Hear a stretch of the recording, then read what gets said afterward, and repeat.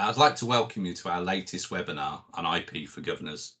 This webinar will provide you the opportunity to reflect on the key areas being faced in schools regarding supporting staff and teaching, and provide you with some tips and solutions.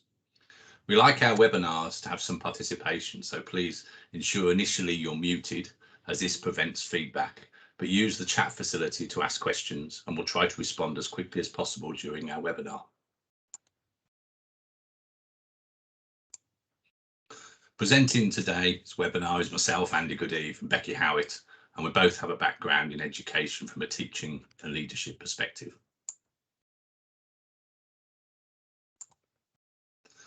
Governors are the unsung heroes of the profession. They're volunteers, usually with busy professional and personal lives, and are asked to commit their valuable time to carry out a heavy responsibility in improving educational standards so that our children and young people have the chance to realise their full potential.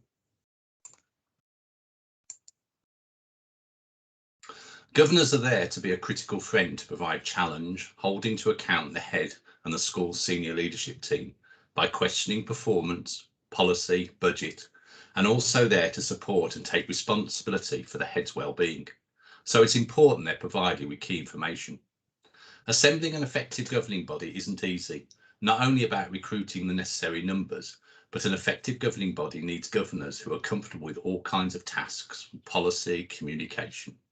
No one person is able to do these things, but it's important that collaboratively they have a range of expertise that includes an understanding of finance, communication, business, data, education.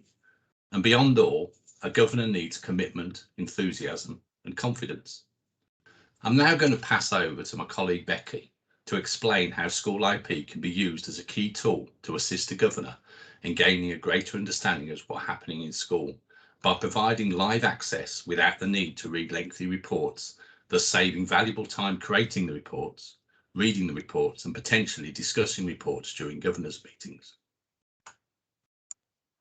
Thank you, Andy. Okay, so I'm going to show you how we can set this up and what it looks like. So first, I'm going to show you what the end game looks like first, what we suggest as a model of how you can set up your site, and particularly for the governor's view. And it's going to be around those things. You're going to ask yourself questions. What do we really want them to see about our school on school IP? And then I'm going to go into the how you do that. Now, before we start, there is a process document here, which I will share with everybody who is interested in doing this tomorrow. And it basically takes you through step by step, literally the click here, the click there. This is how you do it. And it's going to cover what I'm about to explain.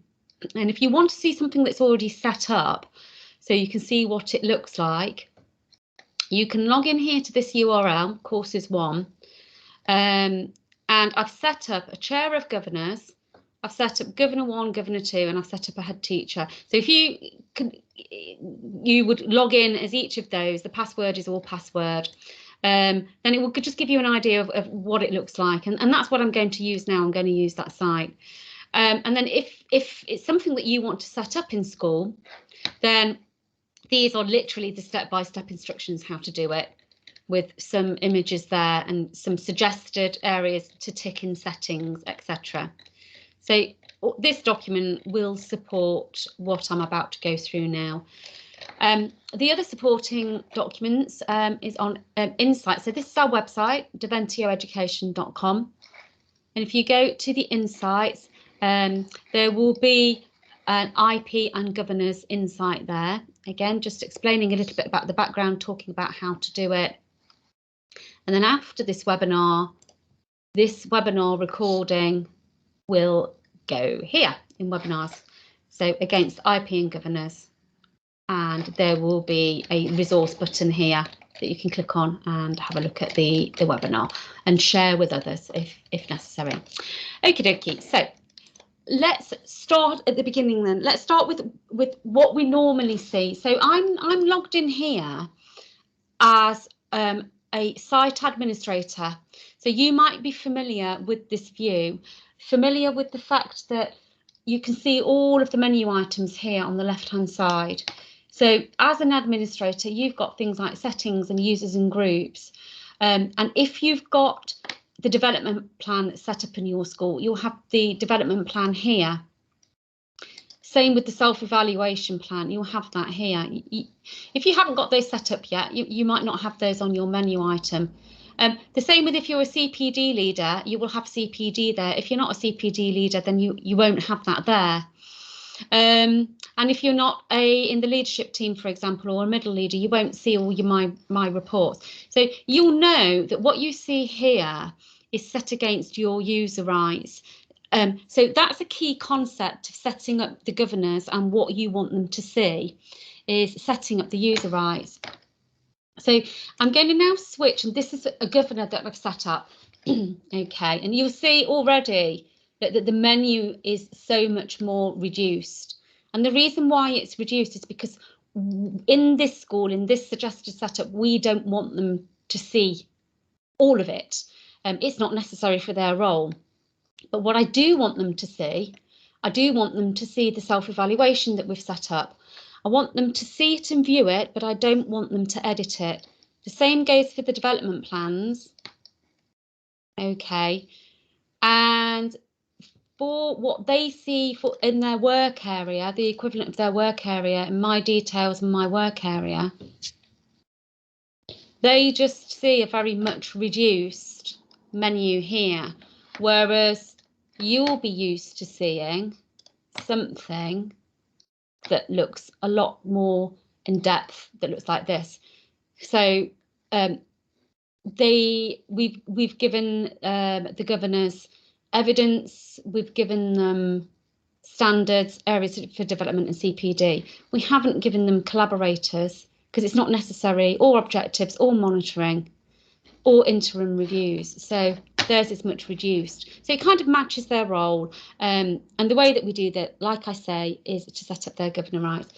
The other thing that we've changed as well is the landing page. So when the governors log in, they get this page here. They get just the My School tab.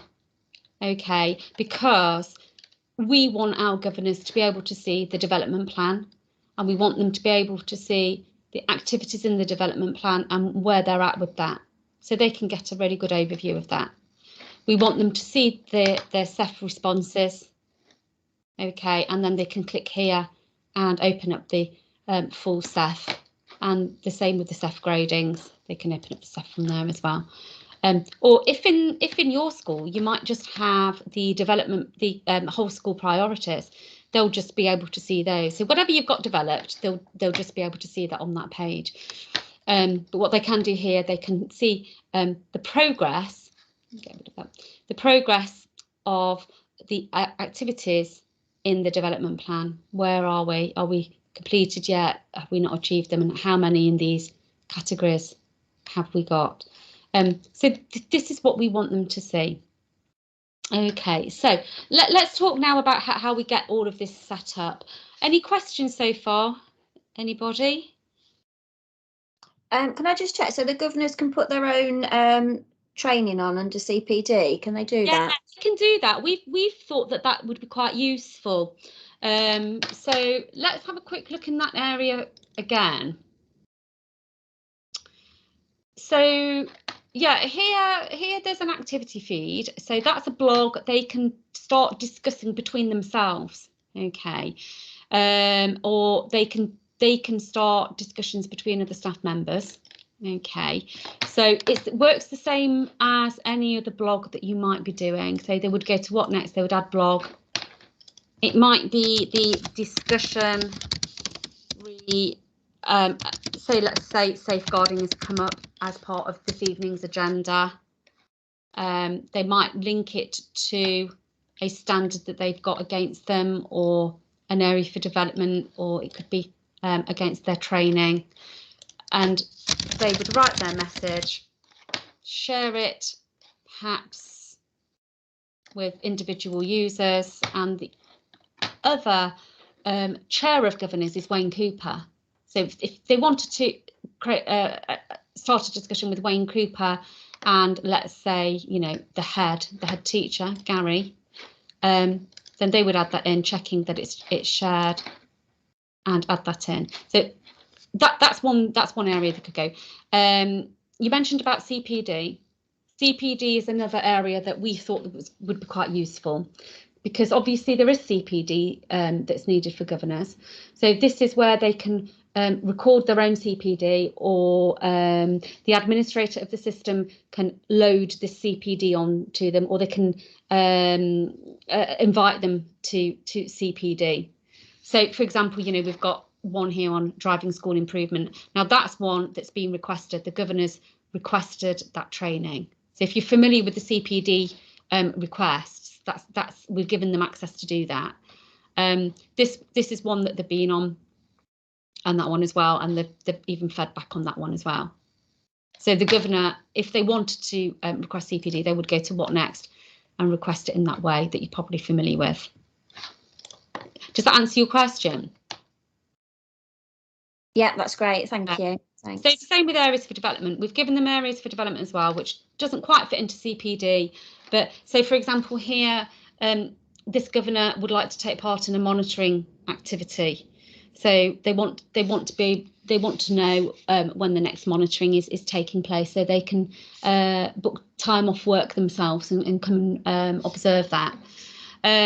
And then just generally, you know, they want to develop a greater understanding of performance data, which might just mean a tete-a-tete with the head teacher or, you know, the assessment leader.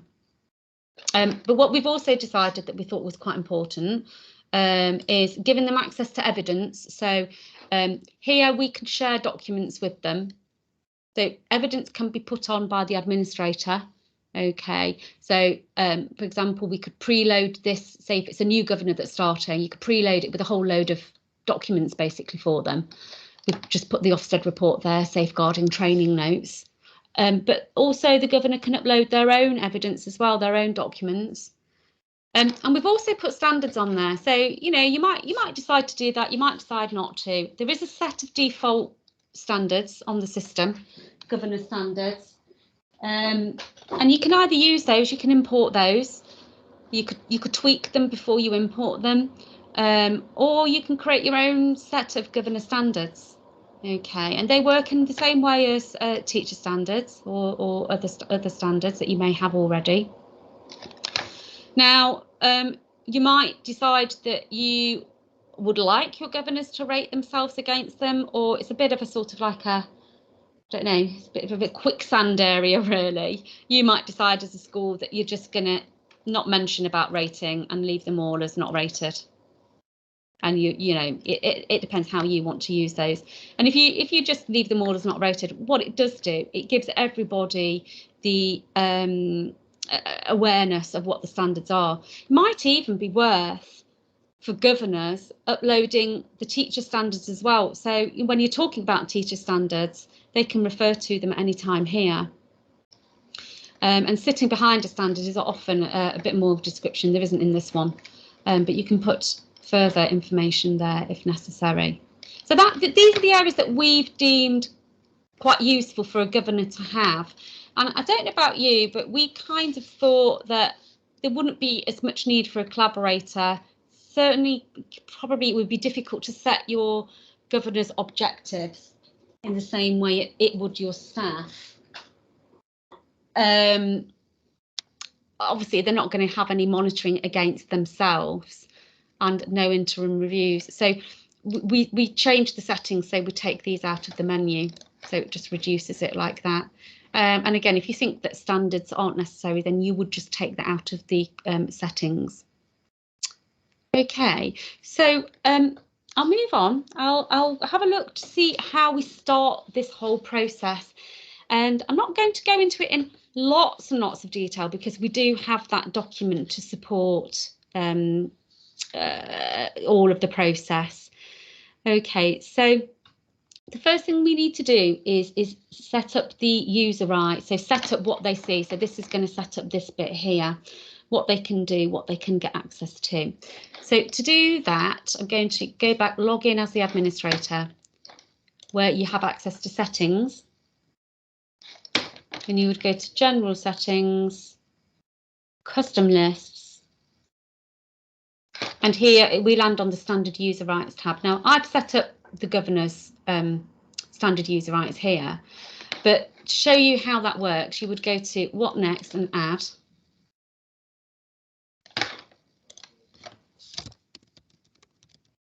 I'm going to call it governor test just to differentiate it.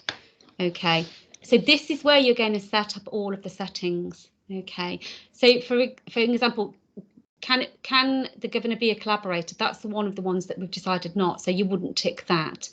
You know, can they access the activity feed? I thought that that was quite useful, that they could blog, and that's the way that they could communicate. Can they access evidence? Yes. Can they access objective session? Well, no, because, you know, objectives don't apply. So you would read through this, so on and so forth. Monitoring, we decided not to tick any of that because you're not going to monitor them, but standards, yes. So we would give them access to standards. CPD, yes, we decided that we thought areas for development and access to CPD, and actually we'll give them manage my own areas for development. And so on and so forth, nothing for video. Self-evaluation, yes, we just want to give them access only. Development plan, the same, etc. Now, like I say, on the guidance for this, we have put the suggested solution of how to set up governor user rights. So I've gone through each and every area. That's performance management, a couple of ticks. On standards, a couple of ticks, etc. Now, obviously, the choice is yours, but this is a suggested setup, just so you're giving them enough, and just so you're not allowing them to make lots and lots of changes, which we thought could be wise. After you've set up all your ticks, you'd go to what next, and you'd save that, and it would give you your governance standard user rights here. Are there any questions on any of that? No, thank you. No, all good. Yeah, brilliant. Okay, so the next thing to do is set up your governor staff member type. So the staff member type, remember, is setting up the group for the governors themselves, the individual governors, to pop into. So then you're giving that group the right access to the right standards, etc. So I'm in the same place, settings and custom lists, and this time I'll look at staff members, and I would do the same. If I hadn't got my governor group set up, I would go to what next, add, set up my governor group, and now link it to the user rights that I've just set up. Okay, so that's linked to that. We know that they're all in the right group. Okay, add that in. Oops. And that's saved for you. Okay, so that's job number 2. Job number 3 now is, if you did want to give your governor standards, this is what I do next. Okay, so to give somebody a set of standards, you would still be in settings, so you can go to your breadcrumb trail here, or you can go back to your main menu. Performance management, and then standards. Okay, click on standards here. And I've got governor standards imported, so I know I can filter just to show you I've already imported them. There you go. But if you haven't got those imported yet, you would go to what next? You would import standards, and they're standard here in this list. Okay, so you click on the set of standards. You go to what next, and you would set the end date in line with your academic year. So the end of ours is the 31st of August. Okay, and here you go. We will link them to the governors, so that when the governor's work area is opened, then they will get this set of standards. Hit next and import those if you haven't done already. So that's a tick for that. Now, once you've imported them, it doesn't mean that you have to apply all of these. You might be thinking, wow, that's quite a lot. So they don't need that one, I'll delete that one. They don't need that one, I'll delete that one. Or you might even want to edit them So you can click on the pencil of any one of those, edit the title, put any description in you wish. Okay, but it will always carry that governor tick that we applied earlier. So you can fiddle around with them before the review is open. Or indeed, you might want to develop your own governor standard list, which you can do. So to do that, you would go to Add, put yourself a title. Hang on. First, you would have to create your own standard type. Okay, so you would put in school gov standards, for example, just to differentiate that they're the ones that you've created. Okay. Oh, add that in. Sorry, school gov standards. Make them active. Add that in. And then once you've done that, then you can add your individual standards and your description. Make sure your due date is, again, the end of your academic year. And then link it to that standard type, school gov standards. So it all goes in the same batch. And then at that point, so apply it there. Okay, so you can create your own set of standards. So if now I wanted to have a look at those, I would refresh my page. And now it should be in my list. There you go. And so we'll just keep adding to those there. I hope that makes sense. So you can either use the default or you can create your own, probably without that spelling error there. Okay, so we've done that. So what we've done so far, we've set up the user rights, which tells everybody what you can see and what you can't see. We've set up the staff member types, which sets up a group for the governors, which will pop the governors' names in a moment. We've set the standards, which we've linked to the staff member type, so that's popped in that group, so we know that the governors will always get those. So the next thing we need to do is set up the logins for the governors. Okay, so it's setting up in users and groups and staff members, and we go to what next, and we'd add them as a staff member. Okay, and I'm going to put test governor. This is test governor, initials, PG, email address, gov@hotmail.co.uk. And for now, I'm just going to set the password as all lowercase password just to make it easy. Okay, so there were some fields here that you really don't have to apply because they're just not necessary. Some you might find that they are, but the ones that definitely are is job title. So let's say that this person is the chair of governors.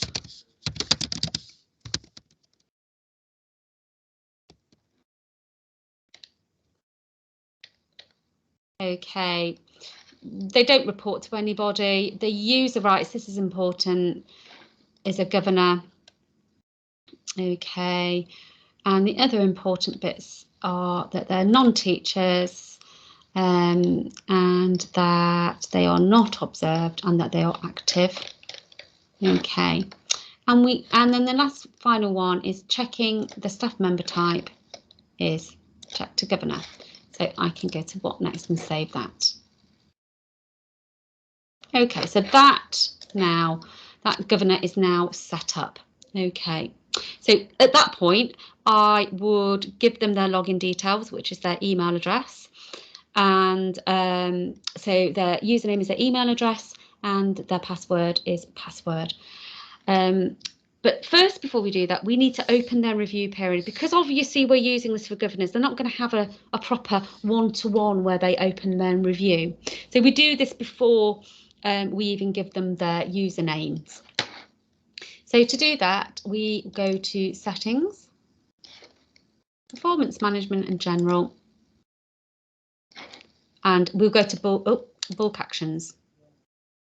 So let's say we've set up 5 governors, for example. It's easy to go to bulk actions. You would go to start. I wouldn't give it a review title. I would obviously just say governor login, perhaps, because it's not a review. Start and end date, I'd have it aligned with my academic year. Next, we've already agreed in our school that they're not going to get objectives or monitoring, but they will get standards. There's nothing from last year to copy over, and we're not having objectives anyway. There's no areas for development to copy over from last year. I'd hit next, and now I can find my group of governors. I can find them by department. We haven't set up departments, but we have set up staff member types. This is probably the easiest way of finding that group. And here we go. There's my test gov, and I'm going to click on click it across, hit next, and yes, I want to open that review. Thanks very much. Okay, so now I've opened that review. So I can show you by opening.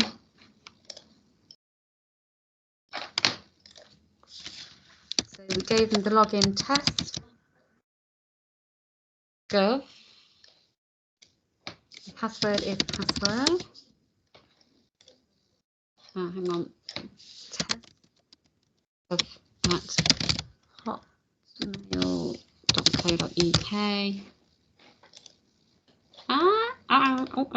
Hang on.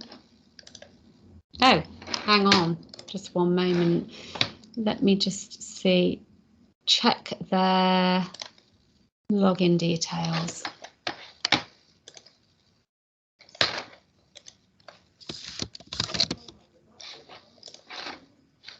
Right.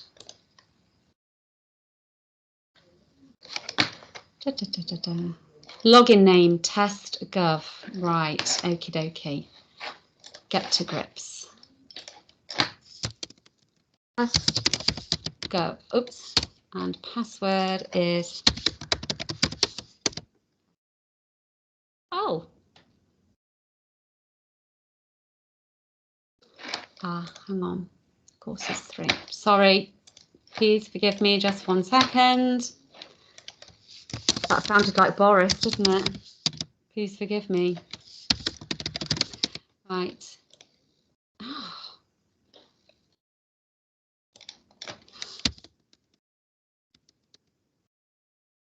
Here we go. I think it was me being butterfingered.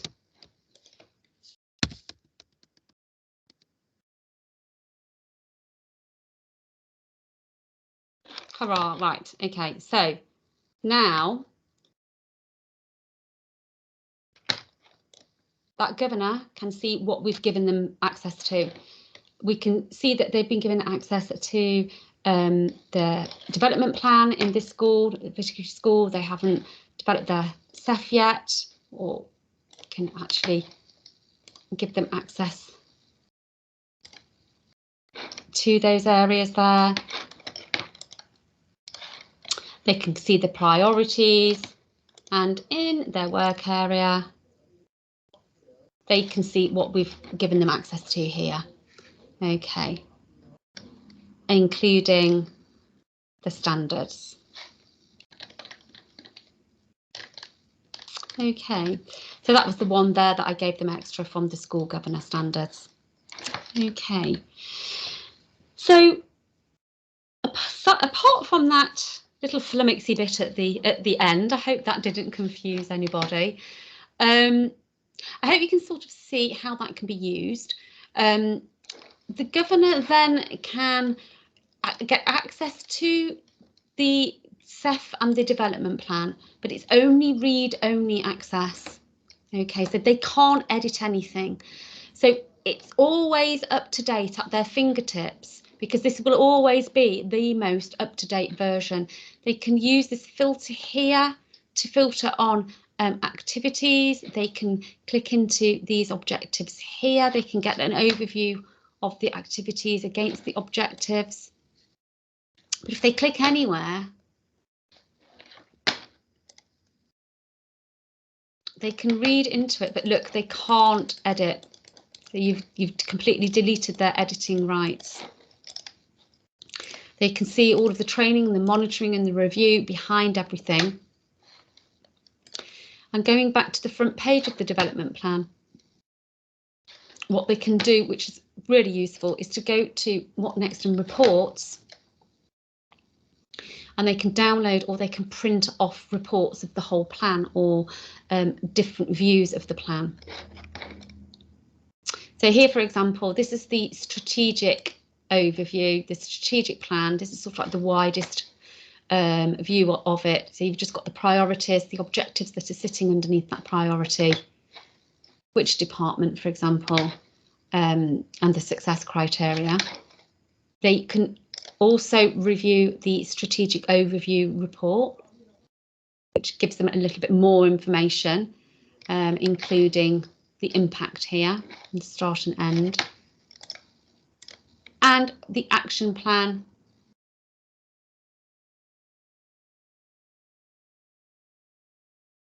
Then it gives the most information, which is probably the most useful report.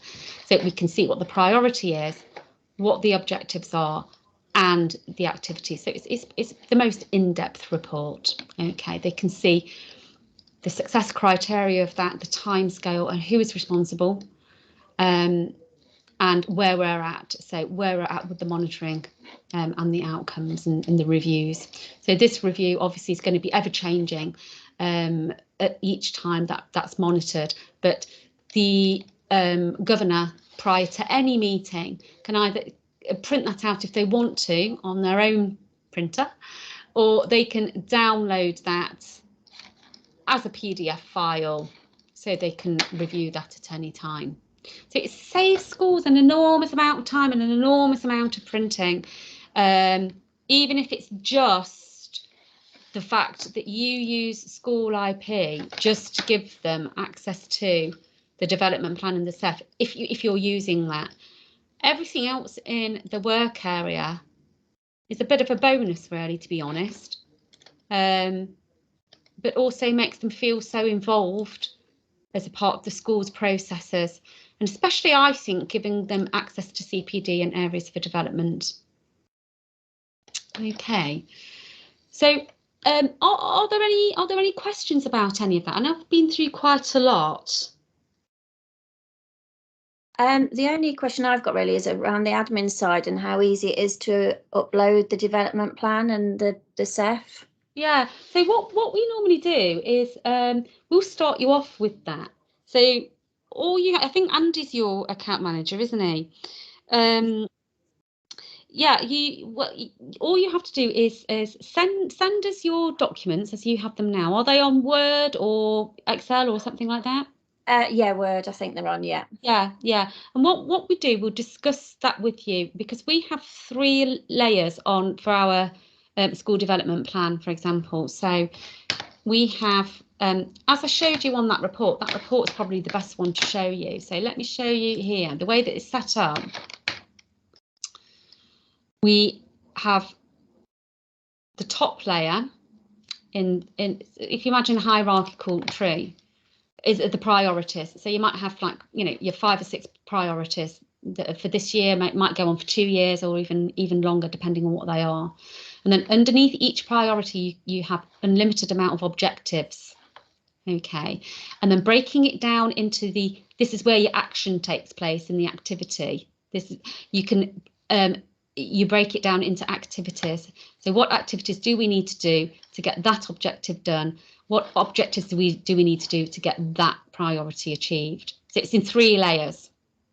So and yours might match that already. And sometimes it takes a bit of discussion. Usually you'd have a conversation with Andy, and Andy would say, yep, I see how this works. Yeah, we can get this uploaded for you. And then you would receive the training again from Andy, showing you then how to move forwards with keeping it fully up to date on school IP, so you can ditch your paperwork, you can ditch the Word version. I suppose the big thing you have to understand is this, the SDP in school IP is a constant live document. So you don't have to write a new one each year. So you can set the priorities for a number of years, the objectives for 18 months.